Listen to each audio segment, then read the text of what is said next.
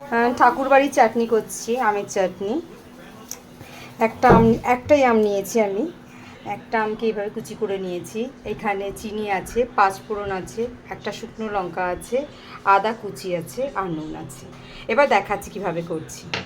প্রথমে কড়াইতে আমি পাঁচফোড়নটাকে এইভাবে রোস্ট করে নিচ্ছি, নিয়ে এটাকে গুঁড়ো করে নেব।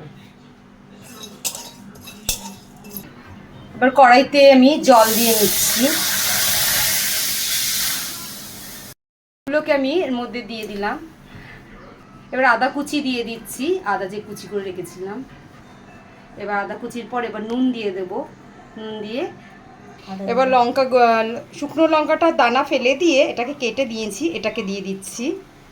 যতটা আম ততটা চিনি নিচ্ছি, মিশিয়ে দেব।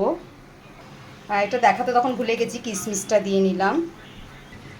এবার আমি ভাজা মশলা মানে পাঁচফোড়ন যেটা শুকনো কলায় ভেজে নিয়েছিলাম সেই মশলাটাকে এর মধ্যে দিয়ে দেব।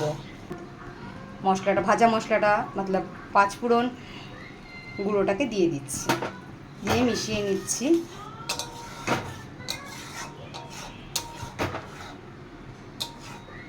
চাটনিটাকে এবার ঢেলে দিচ্ছি।